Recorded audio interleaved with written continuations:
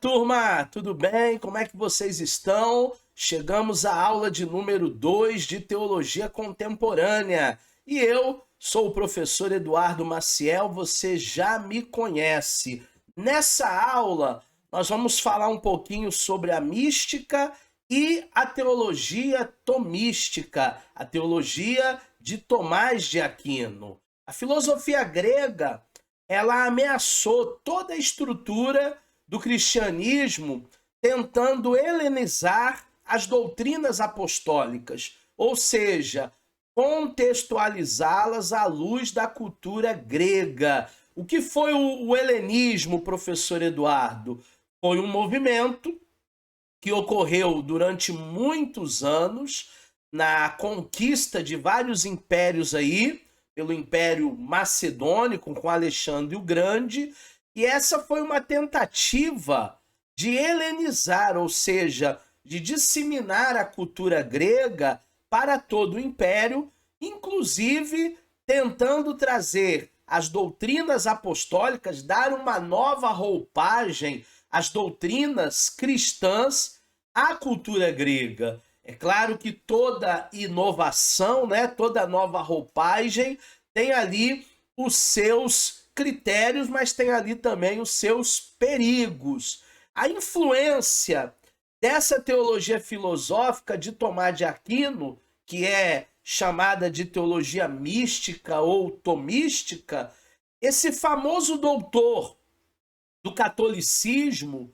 procurou explicar racionalmente os dogmas cristãos e acabou invertendo o princípio bíblico de que pela fé entendemos ao afirmar que o conhecimento conduz à fé. Até certo ponto, Tomás de Aquino estava certo. O conhecimento bíblico, conhecimento da palavra, ele conduz à fé. Só que nós não podemos inverter essa ordem de que nós entendemos a priori pela fé, de que o Espírito Santo ele é o nosso professor. Claro que na academia eles vão deixar essa questão de lado, o Espírito Santo como nosso ajudador, como nosso professor, e eles vão focar apenas em um conhecimento puro. Mas nós não podemos tirar a fé desse âmbito aí e trazer apenas o conhecimento como se o conhecimento fosse absolutamente tudo. Com o advento da Reforma Protestante em 1517 por Martinho Lutero, nesse período vão haver influências da Reforma e da Contra-Reforma.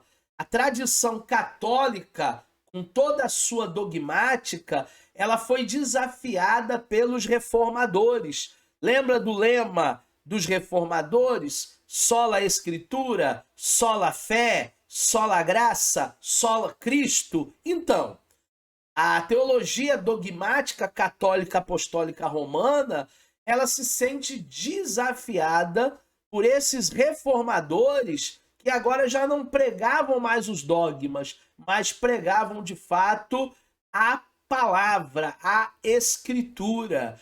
Os reformadores se apegaram às escrituras sagradas, trouxeram a lume os grandes fundamentos da fé cristã.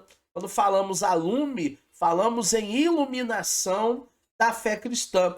Como, por exemplo, a autoridade suprema da Bíblia, a justificação pela fé e não pelas obras, o verdadeiro significado dos sacramentos. Diga-se de passagem, biblicamente falando, nós não temos 7 sacramentos, nós temos 2 ordenanças, né? Batismo nas águas e ceia do Senhor.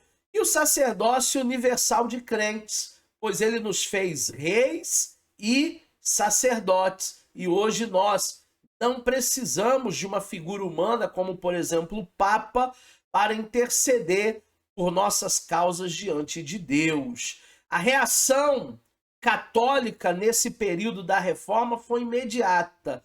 A Igreja Católica se viu ameaçada e ela então começa a organizar a Contra-Reforma, principalmente através da convocação do Concílio de Trento, que reuniu durante 18 anos, né, 1545 a 1563, várias autoridades católicas para decidir aí as novas bases da igreja. Foi nesse concílio, nesse período, que a Igreja Apostólica Romana ela vai colocar pelo menos 7 livros apócrifos, que para eles são deuterocanônicos, a sua escritura. Então nós teremos 1º e 2º Macabeus, Judite, Sabedoria, Eclesiásticos, Baruque, são livros considerados pela Reforma apócrifos e que eles vão colocar no seu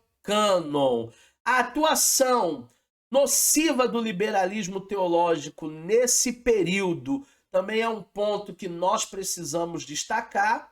O liberalismo teológico ele precisa também ser entendido. Não adianta eu querer desconstruir uma ideia se eu não sei de fato o que essa ideia é. O que o liberalismo teológico não é?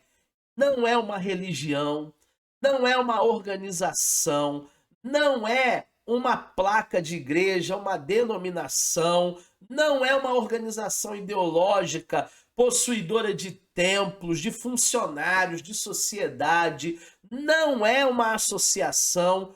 O liberalismo teológico vai além das escrituras. E o que é então, professor? O liberalismo teológico nada mais é do que uma tendência de ajustar o cristianismo aos conceitos da alta crítica da Bíblia, da ciência e das filosofias modernas. Essa tendência apresenta-se hoje sobre diversos outros títulos, como modernismo, racionalismo, nova teologia, teísmo aberto. Tudo isso são produções aí dos teólogos liberais. O que é alta crítica, então, professor? Em exegese, que é uma cadeira que vocês ainda vão ter nesse curso sobre interpretação bíblica, a alta crítica é o nome dado aos estudos dos críticos da Bíblia. E a abordagem vai tratar a Bíblia não como livro sagrado, inerrante palavra de Deus, mas como um livro, como se fosse uma literatura comum, utilizando de aparatos críticos, normalmente aplicados, né, em textos literários. Então eu coloco a Bíblia, eu tiro, né, toda a mística da Bíblia, todo o lado espiritual da Bíblia, e eu começo a investigar os escritos, baseado ali nos seus autores, nos seus escritos, como uma literatura. Caracteriza-se, de uma forma geral, por não partir do dogma, nem da inerrância bíblica, para efetuar as suas análises. Eles vão desconstruir isso que nós acreditamos como palavra de Deus, inerrante palavra. Eles vão procurar achar erros literais na Bíblia. Em contraste com a baixa crítica, o foco da alta crítica está nos estudos dos autores dos textos bíblicos.